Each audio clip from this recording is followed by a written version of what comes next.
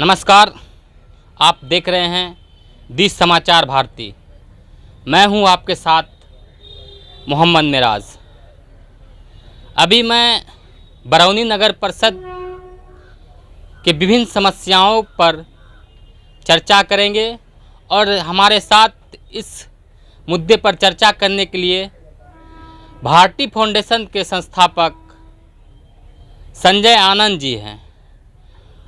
आइए हम उनसे जानते हैं कि ये बरौनी नगर परिषद की स्थापना 14 मार्च 2021 को हुई थी और लगभग 1.5 साल होने को है और जो यहाँ विकास का जो काम है वो लगभग ठप ही पड़ा हुआ है। यहाँ पे बारिश होने पे बरौनी नगर परिषद के विभिन्न हिस्सों में जल जमाव की समस्या, रोड टूटी हुई की समस्या, नाली की समस्या, वो जो 20-25 साल पहले थी वो अब भी वैसे ही बरकरार है। आइए इसी मुद्दे पर हम भारती फाउंडेशन के संस्थापक संजय आनंद जी से ही इस पर बात करते हैं। सर, जैसे 25 साल पहले बरौनी की जो विभिन्न समस्या थी वो नगर परिषद होने के बाद भी वही समस्या है, जल जमाव हो। सबसे बड़ी समस्या जो बरौनी नगर परिषद की है वो जल जमाव है। जल कहीं से निकासी का कोई प्रावधान ही नहीं है, इस पे क्या बोलिएगा? सबसे पहले तो मैं आपका धन्यवाद करता हूं और साथ साथ समाचार भारती चैनल का भी धन्यवाद करता हूं कि आप बरौनी नगर परिषद से जुड़े इस गहन समस्या के विषय में हमसे पूछताछ की और जानकारी ली। पुनः एक बार धन्यवाद। जहां तक जल जमाव की बात है तो मैं बताऊं आपसे कि बरौनी नगर परिषद के जो विभिन्न क्षेत्र हैं उनमें कई एक ऐसी सड़कें हैं जो अस्थाई रूप से, मैं बताऊं अगर तो अस्थाई रूप से वह जल जमाव का शिकार बना है और आज से नहीं, लगभग 20-25 वर्षों से हम उसको वैसे ही देखे आ रहे हैं। जैसे सोखाड़ा और फुलवड़िया को बांटने वाला जो बीच का रोड है जिसको दीनदयाल रोड कहते हैं, दीनदयाल रोड को आप ले लें, वहाँ महर्षि में ही मंदिर से लेकर आप मस्जिद तक चले जाएं, उस बीच में आपको हर दिन यही समस्या मिलेगी।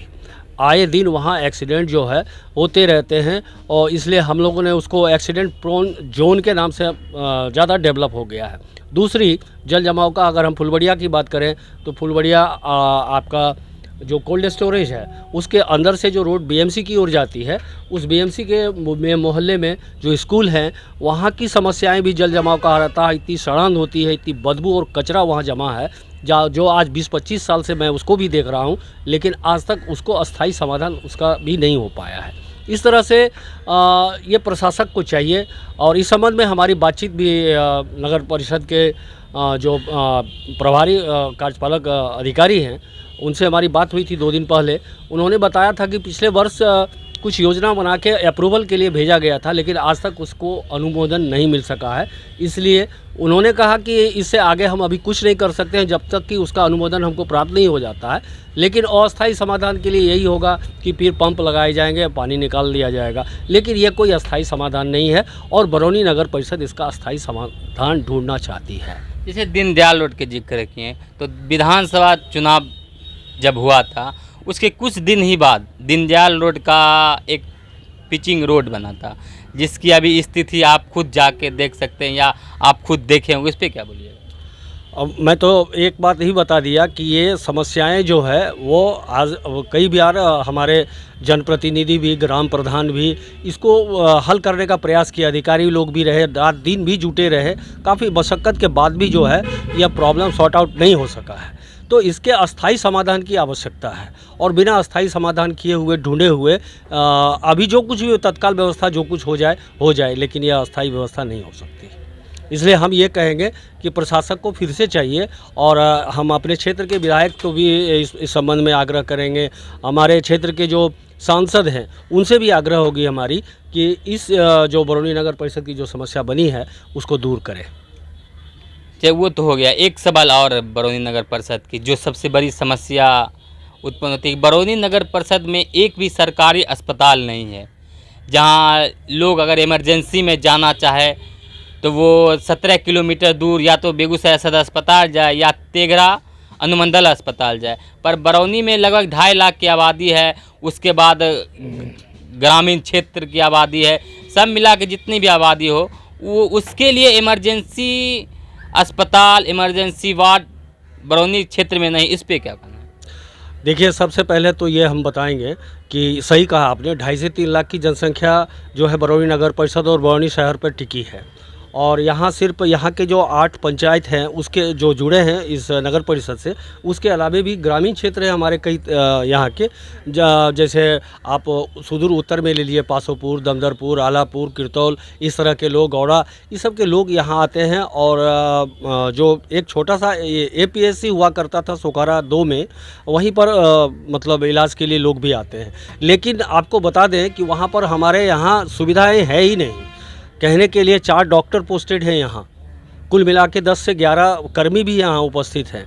लेकिन 8 से 2 बजे चलने वाली इस अस्पताल में केवल OPD की व्यवस्था है। अगर सर्दी खांसी बुखार है, अगर आप जाएं तो आप डॉक्टर उपलब्ध रहे तो आपको दवाई मिल सकती है, देखा जा सकता है। लेकिन एक भी इमरजेंसी की बात हो जाए, अगर सड़कों पे आज के कहीं दुर्घटना हो जाए, कहीं एक्सीडेंट हो जाए, किसी को अगर हम वहाँ लेके जाते हैं तो वहाँ चिकित्सा जैसी कोई व्यवस्था नहीं है, जो बहुत बड़ी विडम्बना है इस क्षेत्र के लिए।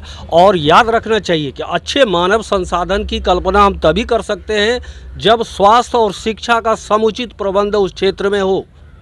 तो बरौनी नगर परिषद में न स्वास्थ्य की अच्छी व्यवस्था है, और जहाँ तक शिक्षा की बात है, शिक्षा सिर्फ पेपर पर है, धरातल पे नहीं है, उसमें भी ढेर सारी कठिनाइयाँ हैं। जैसे शिक्षा पे आप जिक्र किए हैं, तो मैं भी एक सवाल कर ही देता हूँ शिक्षा पे।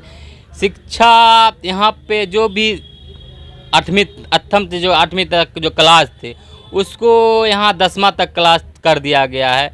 और यहाँ पे वर्ग उतना ही है, जहाँ कुछ ऐसे स्कूल है जहाँ वहाँ क्लास संचालन करने में बहुत ही दिक्कत लोगों को होता है, दिक्कत वहाँ के टीचर को होता है, वहाँ से प्रधानाध्यापक होता है। इस पे क्या बोलिएगा? देखिए, जहाँ तक शिक्षा, एक बात तो मैं ज़रूर बताऊँ आपसे, और इसको हर व्यक्ति को स्वीकार करना होगा कि आज से 20 साल पहले जो शिक्षा की व्यवस्था थी, जो स्कूल की व्यवस्था थी, उसमें परिवर्तन आज के तारीख में है। सरकार की ऐसी कल्याणकारी योजनाएं ज़रूर आई है जिससे लोगों को, बच्चों को लाभ मिल रहा है, और बच्चे स्कूल की ओर मुड़े भी हैं। ठीक है, ये इस मामले में सरकार की सफलता हम मानते हैं। लेकिन सिर्फ वह जो है एक सीमित वर्ग तक, सीमित क्लास के बच्चों के लिए तक ही था, और वहाँ तक तो व्यवस्था अच्छी चली। अब आपने कहा कि अपग्रेडिंग की बात, तो अपग्रेडिंग जैसे कोई मिडिल स्कूल था उसको अपग्रेड करके हाई स्कूल बना दिया गया, जो हाई स्कूल थे उसको अपग्रेड करके +2 कर दिया गया, उच्चतर माध्यमिक बना दिए गए। लेकिन संसाधन की उपलब्धता वहाँ है नहीं। संसाधन में 2, सबसे पहले कि वर्ग होना चाहिए, क्लासेस होनी चाहिए जहाँ कि बच्चे जाके पढ़ाई कर सके, तो क्लासेस है नहीं। अपग्रेड तो कर दिया गया, उसके हिसाब से जैसा कि अब कुछ प्रधानाध्यापकों ने भी बताया हमें कि फंड भी आ गया हमारे यहाँ कि आप यहाँ पढ़ाई शुरू करवाइए, ज़रूरत के हिसाब से भवन का निर्माण करवाइए। लेकिन कई एक ऐसे स्कूल हैं जहाँ पर भवन निर्माण हो ही नहीं सकता, चूँकि उनके पास ज़मीन है ही नहीं, और इस दिशा में कोई नहीं। तो इस मामले में यह जो है, यह क्रिया तो अपग्रेडिंग करके आंकड़ों में दिखाना कि हमारे बिहार में इतने +2 विद्यालय हैं, इतने 10th के हैं, इतने मध्य विद्यालय हैं, प्राथमिक विद्यालय हैं, इस तरह से वर्गीकरण के हम आंकड़ा तो ज़रूर दिखा रहे हैं, आंकड़े में हमारे यहाँ स्कूल हैं, लेकिन यहाँ मामले में यथार्थ में उसको हकीकत पर लाना चाहिए। और इसमें यह जो है, हम इस क्षेत्र के नागरिक हैं, हमारी जिम्मेदारी बनती है कि हम सरकार से, अपने जनप्रतिनिधि से यह अपील करें कि आप इसकी समुचित व्यवस्था हमारे क्षेत्र में करवाएं।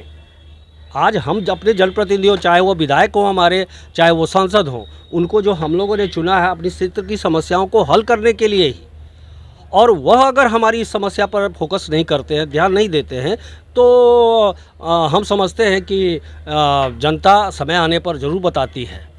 अब अगर आप जनता को भूलते हैं तो जनता आपको भूलेगी, स्वाभाविक सी बात है।